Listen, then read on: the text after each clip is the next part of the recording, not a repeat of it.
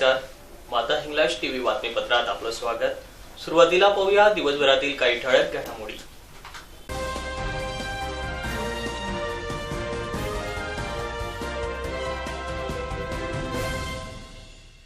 दिवाळीपूर्वी चोरट्यांनी सुरू केली दिवाळी, देवपुरात शटर तोडून 22,000 रुपयांची चोरी। भीक मागो आंदोलनाद्वारे शासनास निधी पाठवला जाईल, महाराष्ट्र स्टुडंट युनियनचा इशारा। महिलांवरील अत्याचारांच्या घटनांसंदर्भात राष्ट्रीय चर्मकार संघाचे जिल्हा प्रशासनास निवेदन सादर। वर्षभरानंतर जनताच आम्हाला डोक्यावर घेईल, महापौरांचा स्थायी सभेत आशावाद।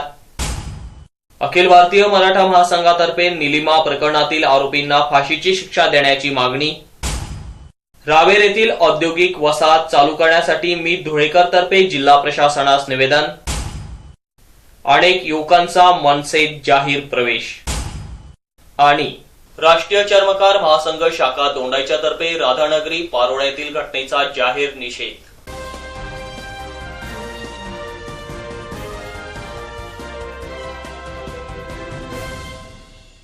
सर्वप्रथम माता हिंगलाज टीव्हीच्या सर्व दर्शकांना दिवाळी सणाच्या हार्दिक शुभेच्छा। आता पाहूया बातमीपत्र विस्ताराने। सध्या धुळे शहरात चोरट्यांचा चांगलाच दिवाळी धमाका सुरू आहे। दररोज कुठे ना कुठे चोरीची घटना घडत आहे। आज सकाळी धुळे देवपुरात चोरीची घटना उघडकीस आली।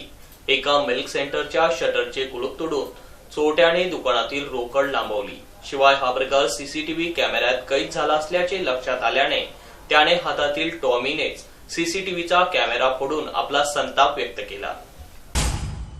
देवपुरातील प्रशांत गिरधर देसले यांच्या मालकीचं जयहिंद कॉलनी चुडामणी बंगला ते इंदिरा गार्डन दरम्यान छत्रपती मिल्क सेंटर हे दुकान असून काल रात्री ते नेहमीप्रमाणे दुकान बंद करून घरी गेले होते। आज सकाळी 6:30 वाजता ते दुकानात आले असता त्यांना शटरचे कुलूप तुटलेले दिसल्याने त्यांची शंका बळावली। दुकान उघडून पाहिले असता चोरी झाल्याचे त्यांना कळले। विशेष म्हणजे त्यांनी दुकानासह परिसरातील हालचालींचे चित्रण व्हावे म्हणून सीसीटीव्ही कॅमेरे बसवले होते। त्याचा एक कॅमेरा देखील फुटलेला त्यांना दिसून आला। प्रशांत देसले यांनी सदर घटनेची माहिती देवपूर पोलिसांना कळवली असता एपीआय चंद्रकांत पाटील यांनी शोध पथकासह घटनास्थळावर भेट दिली, तर एलसीबीचे पथकही तेथे पोहोचले। त्यांच्याच उपस्थितीत दुकानातील सीसीटीव्ही फुटेजची पाहणी करण्यात आली असता चोरट्याचा प्रताप उघडकीस आला आहे। सदर चोरटा हा चोरी करण्यापूर्वी स्वस्तिक फरसान व छत्रपती मिल्क सेंटर यांच्यात असलेल्या बोळीत लपून होता। रात्री 1:30 वाजेच्या सुमारास त्याने रस्त्यावर सामसूम असल्याचे पाहून दुकानाच्या शटरचे कुलूप लोखंडी टॉमीच्या साहाय्याने तोडले व आत घुसला। तत्पूर्वी त्याने दुकानाबाहेर लावलेल्या सीसीटीव्ही कॅमेराही त्याच लोखंडी टॉमीने फोडला। दुकानात शिरताच त्याने सीसीटीव्हीला वीज पुरवठा करणारे बटन बंद केले।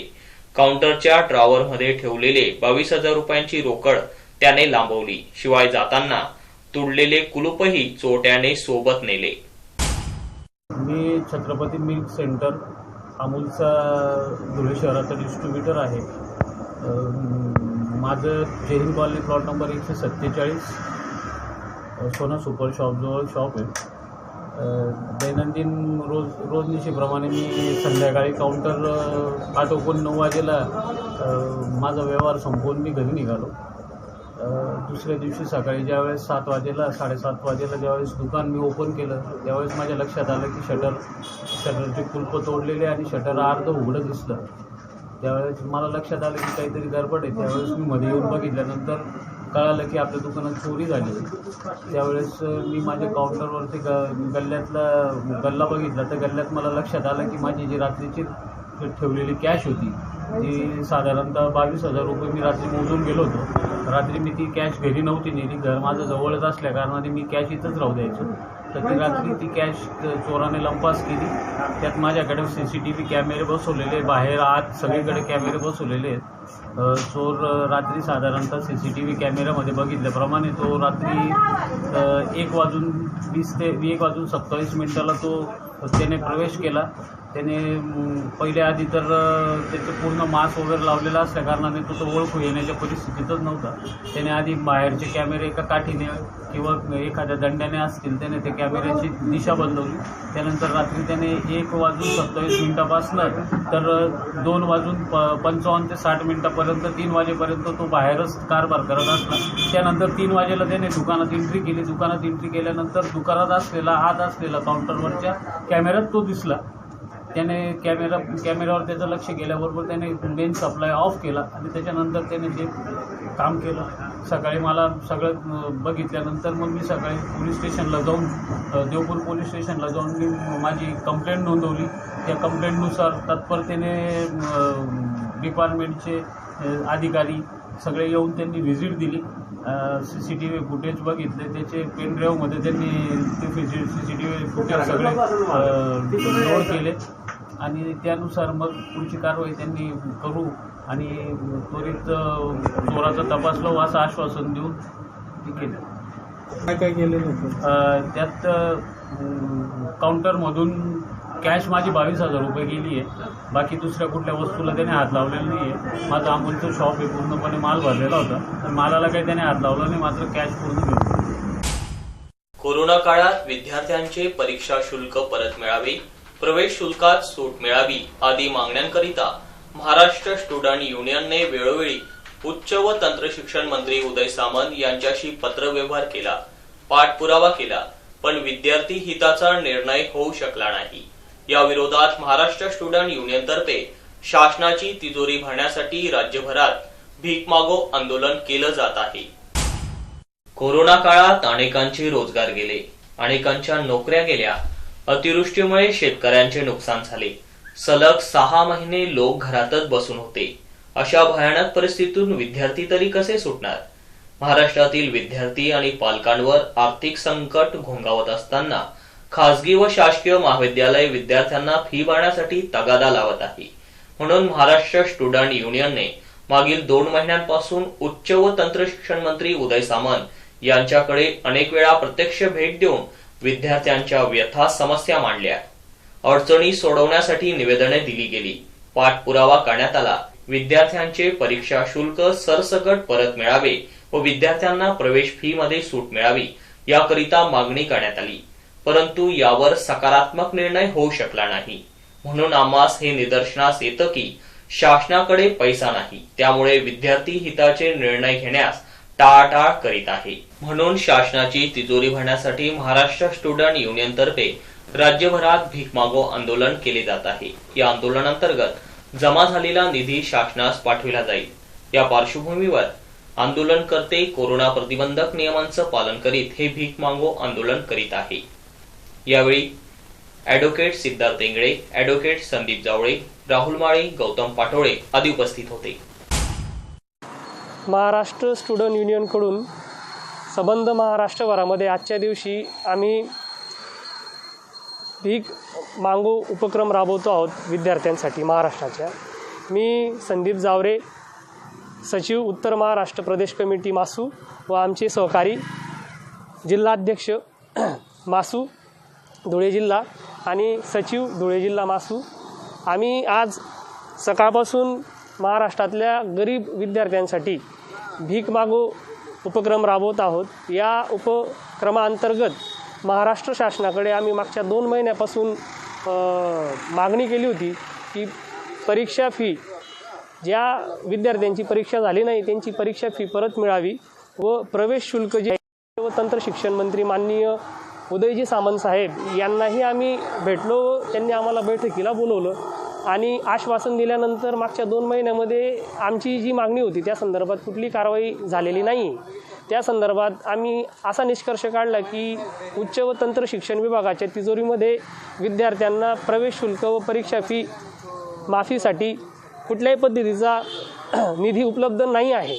त्यासाठी आम्ही आज धुळे जिल्ह्याच्या विद्यार्थ्यांच्या वतीने महाराष्ट्र स्टुडंट युनियनच्या वतीने विद्यार्थ्यांसाठी, गरीब विद्यार्थ्यांसाठी भीक मागो उपक्रम राबवत आहोत आणि लोकांकडून परिसरातनं जी काही भीक जमा होईल ती आम्ही माननीय जिल्हाधिकारी साहेबांना सुपूर्द करणार आहोत. त्याबरोबर त्यांना आम्ही निवेदन देणार आहोत आणि निवेदनात आम्ही मागणी करणार आहोत की जी काही भीक जमा झालेली आहे ती आपण शासनापर्यंत शिक्षण विभागापर्यंत पोचवावी व विद्यार्थ्यांना, गरीब विद्यार्थ्यांना याच्यातनं आपण मदत उपलब्ध करून द्यावी. कोल्हापूर व जळगाव जिल्ह्यात घडलेल्या महिलांवरील अत्याचारांच्या घटनांसंदर्भात दलित महिलांवर होत असलेल्या अत्याचाराविरोधात कठोर कारवाई करण्याबाबतचं निवेदन धुळे जिल्हाधिकाऱ्यांना देण्यात आलं. यावेळी या घटनांचा राष्ट्रीय चर्मकार महासंघाने जाहीर निषेध व्यक्त केला. महाराष्ट्रात चर्मकार समाजाच्या मुलींवर अत्याचाराच्या 2 घटना नुकत्याच घडल्या आहेत. त्यामध्ये एका मुलीचा प्राण गेलेला आहे.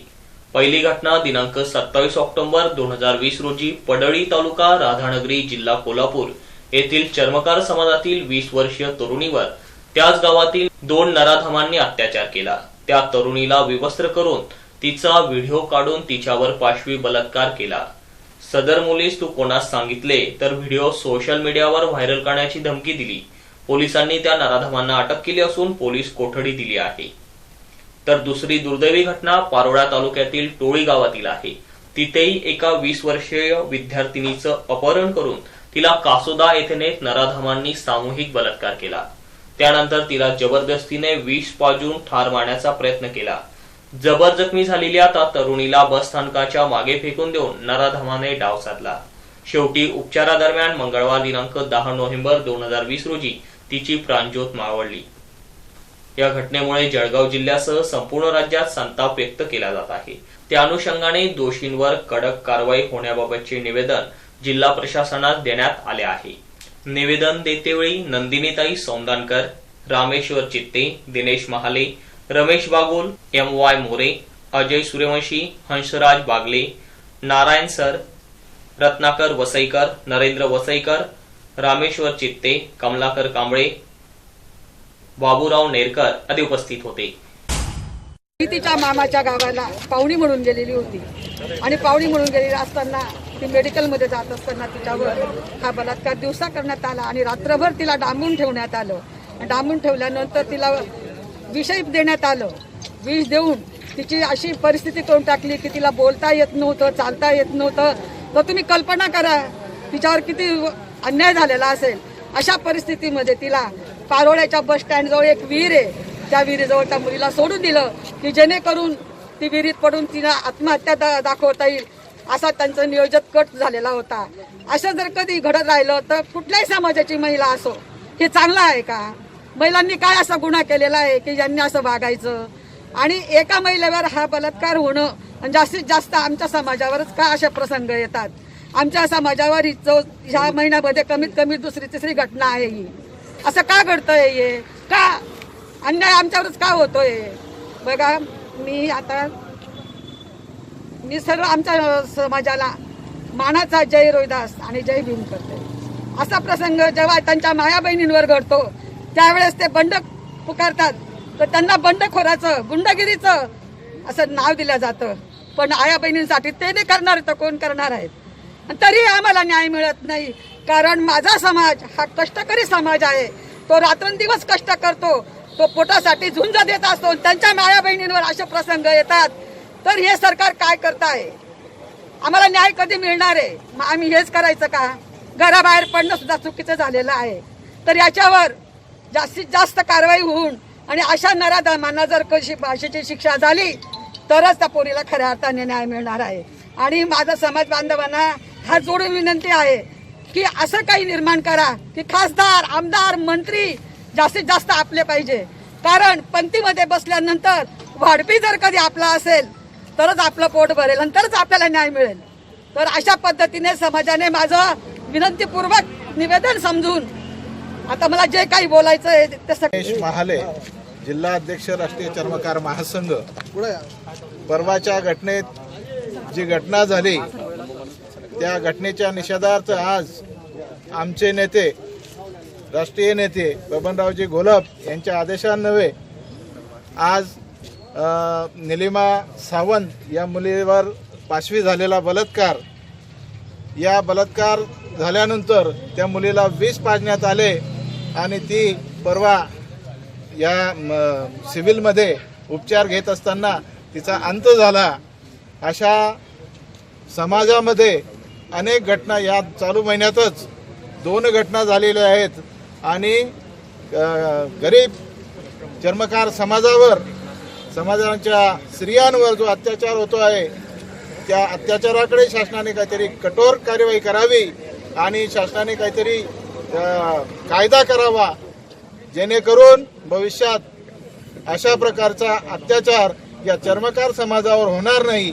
अशा प्रकारे आम्ही आज अख्ख्या महाराष्ट्रात तहसील कार्यालय आणि कलेक्टर कार्यालय, जिल्हाधिकारी कार्यालयावर आम्ही निवेदन आज सादर केलेले आहे.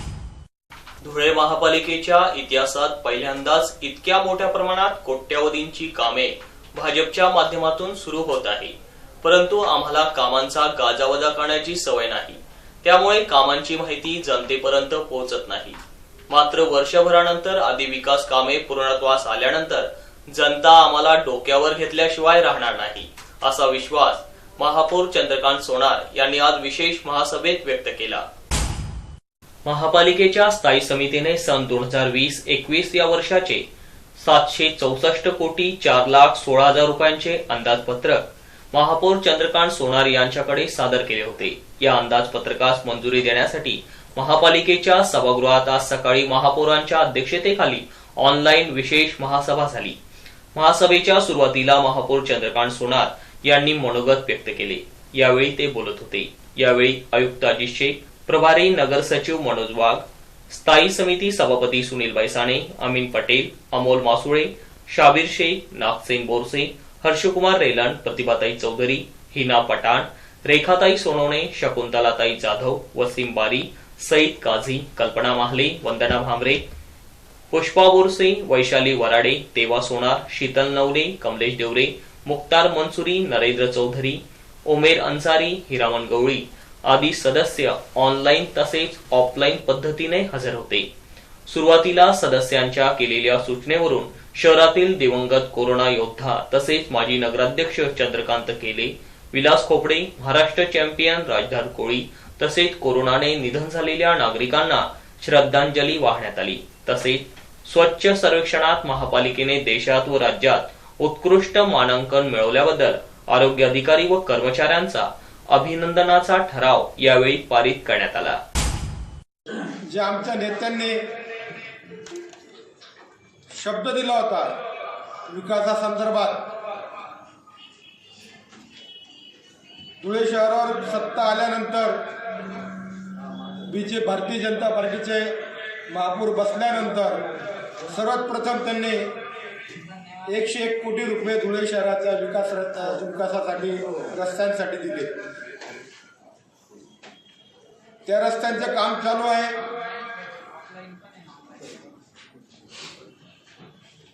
त्याचप्रमाणे धुळे शहराला बऱ्याच वर्षापासून जी पाण्याची चंचल भासत असल्याने सर्वात जिव्हाळ्याचा प्रश्न जो धुळे शहरात हे आमच्या जनतेसाठी आम्हाला सोडवायचा होता तो पाण्याचा प्रश्न. तो पाण्याचा प्रश्न या धुळे शहराच्या जनतेला दररोज नियमित आणि उच्च दाबाने पाणी मिळावा या दृष्टिकोनातनं जीवनदायी अक्कलपाडा योजना 178 कोटीची आमच्या नेत्यांनी मंजुरी दिलेली आहे. त्या अक्कलपाडा योजनेचं आपल्या शहराचं आपल्या सर्वांचं भाग्य असं आहे की देशाचे पंतप्रधान आदरणीय नरेंद्रजी मोदी साहेब यांच्या हस्ते त्या अक्कलपाड्याचं भूमिपूजन आणि उद्घाटन धुळे शहरात पार पडलं. आणि आपण त्या आदरणीय मोदी साहेबांच्या हस्ते हे जीवनदायी योजना अक्कलपाड्याचं जे उद्घाटन झालं त्यावेळेस मी महापौर असताना त्या ठिकाणी मोदी साहेबांसमवेत मी स्वतः असताना हा माझ्यासाठी अतिशय आनंदाचा क्षण होता. आयुष्यात असा सण असा दिवस कधी येणार नाही आणि आला नाही. दुसरा महत्त्वाचा विषय की धुळे शहरामध्ये जवळजवळ 40-50 वर्षापूर्वी काही ठिकाणी अंडरग्राउंड ड्रेनेज झालेले आहे. त्या दृष्टिकोनातनं महानगरपालिकेच्या माध्यमातून आमच्या अधिकाऱ्यांनी, खास करून शिंदेसाहेब बांधकामाचे आणि सर्व आमच्या अधिकाऱ्यांच्या माध्यमातून त्यावेळेस धुळे शहरामध्ये मलनिस्सारण योग्य रीतीने व्हावा या दृष्टिकोनातून अंडरग्राउंड ड्रेनेजची योजना आम्ही मंजूर केली. पहिला जो टप्पा होता तो संपूर्ण देवपूर भागाच्यासाठी केला. देवपूर भागासाठी 136 कोटीची अंडरग्राउंड ड्रेनेज योजना आज कार्यान्वित आहे. काम करत असताना काही त्या भागातील नागरिकांना त्रास झाला, त्याच्या वेदना आम्हाला फार होत असतात.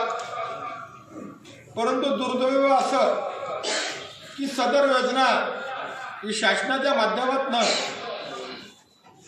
NGP-कडे वर्ग झालेली आहे. पारोळा तालुक्यातील टोळी या गावातील कुमारी निलिमा सावंत या मुलीवर काही समाजकंटकांनी अमानुषपणे अत्याचार करून तिला मृत्यूस भाग पाडले.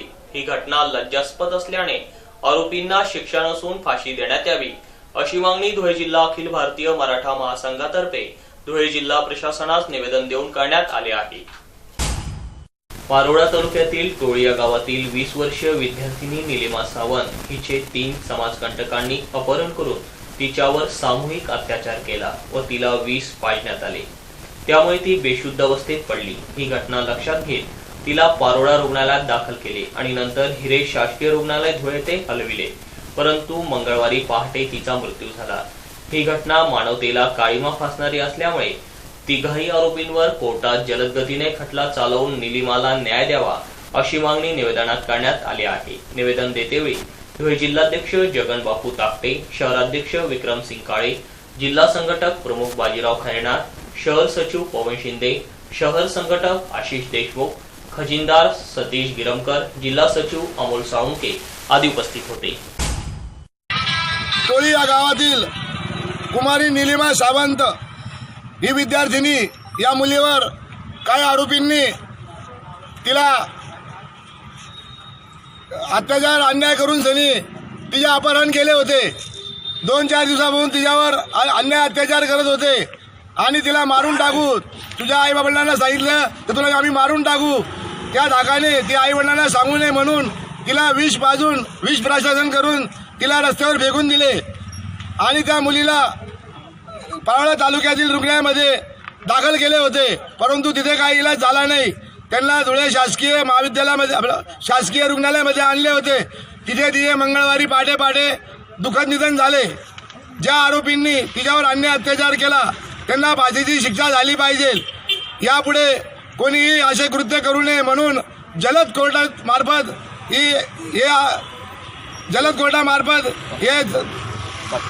कोर्टामध्ये दाखल करून लवकरात लवकर त्यांना फाशीची शिक्षा झाली पाहिजे असे धुळे जिल्हा अखिल भारतीय मराठा महासंघाच्या वतीने आम्ही आज कलेक्टर साहेबांना निवेदन दिले आहे. यापुढे कोणीही असे कृत्य करू नये म्हणून आम्हाला केंद्र शासनाला, राज्य शासनाला आणि पोलीस प्रशासनाला नम्र विनंती आहे की असे कृत्य वारंवार घडू नये. यासाठी यांना जर जलद कोर्टाने फाशीची शिक्षा सुनावली तर असे कृत्य कोणी करणार नाही. यापुढे असे कृत्य घडू नये अन्यथा अखिल भारतीय मराठा महासंघाच्या वतीने आंदोलन छेडण्यात येईल. असे कृत्य घडू नये यासाठी आंदोलन छेडण्यात येईल.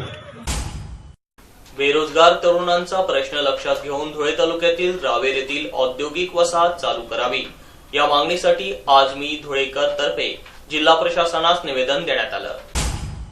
निवेदनात म्हटलं आहे की धुळे शहरालगत रावेर येथे 5 ते 6 वर्षापूर्वी औद्योगिक वसाहत जाहीर झाली होती. या अनुषंगाने त्या ठिकाणी अधिग्रहणाची प्रक्रिया देखील सुरू झालेली होती. मात्र अद्याप येथे औद्योगिक वसाहत बनवण्याच्या हिशोबाने पुढील कुठलीही कार्यवाही करण्यात आलेली नाही. ही औद्योगिक वसाहत सुरू झाली तर शहरासह परिसरातील असंख्य बेरोजगार तरुणांना रोजगाराची संधी उपलब्ध होऊ शकेल. त्यामुळे ही औद्योगिक वसाहत सुरू करावी अशी मागणी करण्यात आली आहे. यावेळी मी धुळेकर संघटनेचे अध्यक्ष निरंजन भतवाल, विशाल गायकवाड, किरण मोरे, दिनेश वाघ, झिशान अख्तर, निखिल चौधरी आदी उपस्थित होते. मी धुळेकर संघटनेतर्फे आज माननीय उपकलेक्टर मॅडमांना निवेदन देण्यात आले.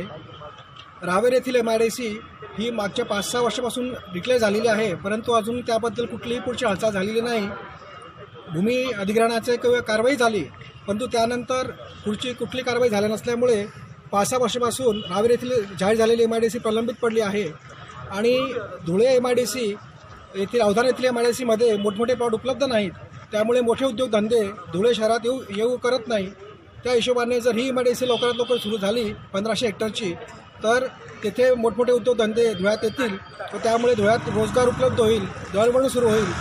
आणि धुळे हे शहर हे मोठ्या 3 ते 4 हायवेवर स्थित असल्यामुळे येथे नक्कीच मोठे उद्योगधंदे येऊ करतात, परंतु मोठे प्लॉट नसल्यामुळे हे शक्य होत नाही. म्हणून आम्ही मॅडमांना विनंती केली की प्रलंबित पडलेली MIDCची प्रक्रिया लवकर पूर्ण करावी व MIDC सुरू करावी. त्याचयोगे धुळे जिल्ह्यातील सर्व बेरोजगारांना काम मिळण्यास मदत होईल. महाराष्ट्र नवनिर्माण सेनेचे अध्यक्ष राज ठाकरे यांच्या विचाराने प्रेरित होऊन नवनिर्माणाचे ध्येय मनाशी पक्के करून अनेक युवकांनी आज महाराष्ट्र नवनिर्माण सेना या पक्षात मनसे नेते माजी आमदार जयप्रकाश बाविस्कर, उत्तर महाराष्ट्र प्रभारी रावसाहेब कदम यांच्या प्रमुख उपस्थितीत व धुळे जिल्हाध्यक्ष अॅडव्होकेट दुष्यंतराजे देशमुख यांच्या नेतृत्वात मनसेचा झेंडा हाती घेत जाहीर प्रवेश केला. यावेळी उपस्थित सर्व युवकांना मनसे नेते जयप्रकाश बाविस्कर व रावसाहेब कदम यांनी मनसेत स्वागत करत भविष्यातील वाटचालीस शुभेच्छा दिल्या व पक्षाचे ध्येय धोरण व भविष्यातील वाटचाल या संदर्भात मोलाचं मार्गदर्शन केलं.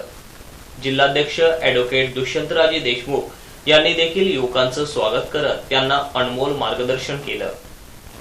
यावेळी जिल्हा सचिव अजित सिंग राजपूत, संदीप जडे, संतोष मिस्त्री, महानगराध्यक्ष संजय सोनवणे, धुळे तालुका उपाध्यक्ष दीपक पाटील, तालुका सचिव ईश्वर माळी, उपनगराध्यक्ष राजेश दुसाने आदींनी या कार्यक्रमात परिश्रम घेतले.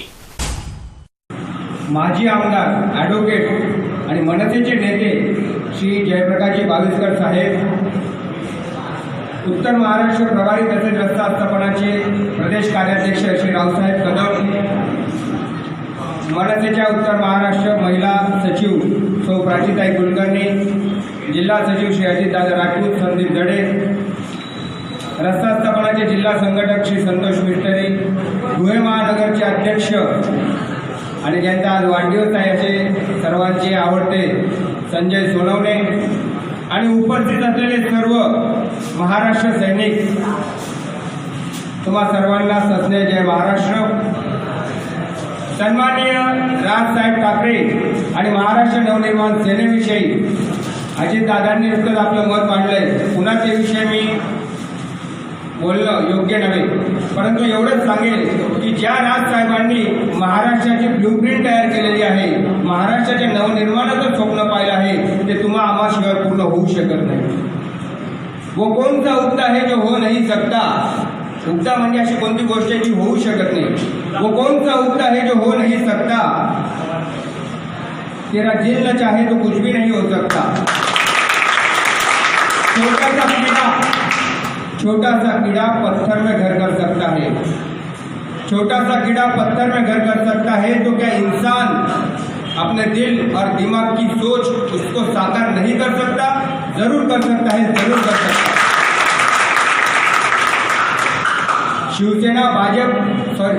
शिवसेना आणि भाजप हे सत्तेत असताना त्यांचा अनुभव या महाराष्ट्राच्या जनतेने घेतला. युतीत असताना आणि आता जे आज आपण महाविकास आघाडीचं सरकार म्हणतो, तसं हे महाविकास आघाडीचं नसून हे तिकडी सरकार आहे. काही पडलेले नाही येणार. बाजूच्या राज्यामध्ये मध्य प्रदेशामध्ये तिथले मुख्यमंत्री लॉकडाऊनच्या काळात एप्रिल, मे आणि जून या 3 महिन्यांमध्ये फक्त 100 रुपयाप्रमाणे 3 महिन्यात 300 रुपये लाईट बिल घेतात. सर्वसामान्य सर्वांना सवलत दिली. मग या महाराष्ट्राच्या सरकारला स्वातंत्र्य मिळाल्यानंतर 70 वर्षामध्ये काही वेळा त्यांनी शेतकऱ्यांना कर्जमाफी केली, वीज बिलांची माफी अनेक वेळा केली. मग पहिल्या वेळी असं या सरकारला संधी होती, सर्वसामान्य जनतेला जेव्हा ती घरात बसली होती, लाईट बिल माफी द्यायला होती. परंतु या सरकारला जनतेच्या समस्यांची आणि अडीअडचणींची काही घेणं नाही. या तिकडी सरकारचा सुद्धा या महाराष्ट्राच्या जनतेला मागच्या युती शासनासारखा वाईट अनुभव आलेला आहे आणि आज महाराष्ट्रामध्ये फक्त आणि फक्त सन्माननीय राजसाहेब ठाकरे हे एकमेव आशेचं किरण आहे. तुम्हा सर्वांच्या साक्षीने सन्माननीय राजसाहेब ठाकरेंचं महाराष्ट्राच्या नवनिर्माणाचं स्वप्न आपल्याला साकार करायचं आहे आणि त्यासाठी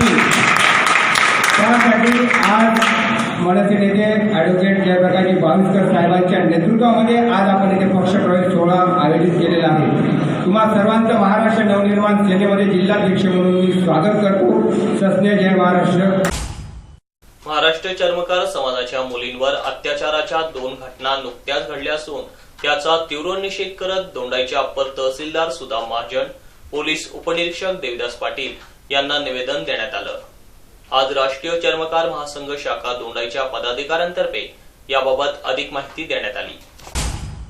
पहिली घटना 27 ऑक्टोबर 2020 रोजी पडळी तालुका राधानगरी जिल्हा कोल्हापूर येथे घडली, तर दुसरी दुर्दैवी घटना पारोळा तालुक्यातील टोळी गावात येथे घडली. या दोन्ही दुर्दैवी घटनांमुळे राज्यात चर्मकार समाजामध्ये प्रचंड चीड निर्माण झाली असून उच्चवर्णीयांकडून होणाऱ्या बलात्कारासारख्या गंभीर घटनेचे पडसाद राज्यात उमटत आहे. या दोन्ही घटनेचा राष्ट्रीय चर्मकार महासंघातर्फे तीव्र निषेध करण्यात येत आहे. तसेच प्रशासन व शासन यांना विनंती आहे की अशा घटना घडूच नये अशी उपाययोजना करण्यात यावी. असले निंदनीय प्रकार करण्याअगोदर आरोपींना धडकी बसेल अशा कडक कायद्याची अंमलबजावणी करावी अशी मागणी यावेळी निवेदनात करण्यात आली आहे. निवेदन देतेवेळी राष्ट्रीय चर्मकार महासंघ शाखा दोंडाईच्या तर्फे शहर अध्यक्ष रमेश चत्रेकर, राजेंद्र मोरे, संजय चंदणे, देवेंद्र अहिरे, गणेश विसावे, निलेश विसावे, नरेंद्र अहिरे, श्रावण अहिरे, भिकन अहिरे, वीरेंद्र अहिरे, राहुल अहिरे, अविनाश बागले, छगन मोरे, सनी चौधरी, मुकेश भिडे, दिलीप अहिरे इत्यादी पदाधिकारी व सामाजिक कार्यकर्ते उपस्थित होते. अत्यंत दुर्दैवी घटना ताड तालुका पारोळा येथील या ठिकाणी निलिमा संजय सावंत वय वर्ष 20 या मुलीवर 5 नराधमांनी पाशवी बलात्कार करून तिला विष पाजून तिला दवाखान्यात तिची मृत्यूशी झुंज देताना तिचं आकस्मिक तिचं निधन झालं. आणि या दुर्दैवी घटनेचा आम्ही सगळे दलित बांधव, समाज बांधव आम्ही या गोष्टीचा या निषेध करतोय आणि या नराधमांना फाशीची शिक्षा झालीच पाहिजे.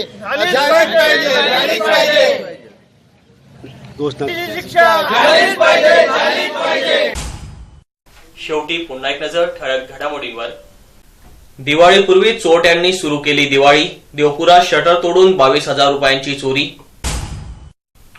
भीक मागो आंदोलनाद्वारे शासनास निधी पाठवला जाईल, महाराष्ट्र स्टुडंट युनियनचा इशारा. महिलांवरील अत्याचारांच्या घटनांसंदर्भात राष्ट्रीय चर्मकार संघाचे जिल्हा प्रशासनास निवेदन सादर. वर्षभरानंतर जनताच आम्हाला डोक्यावर घेईल, महापौरांचा स्थायी सभेत आशावाद. अखिल भारतीय मराठा महासंघातर्फे निलिमा प्रकरणातील आरोपींना फाशीची शिक्षा देण्याची मागणी. रावेर येथील औद्योगिक वसाहत चालू करण्यासाठी मी धुळेकर तर्फे जिल्हा प्रशासनास निवेदन. अनेक युवकांचा मनसेत जाहीर प्रवेश. आणि राष्ट्रीय चर्मकार महासंघ शाखा दोंडाईच्या तर्फे राधानगरी पारोळा येथील घटनेचा जाहीर निषेध.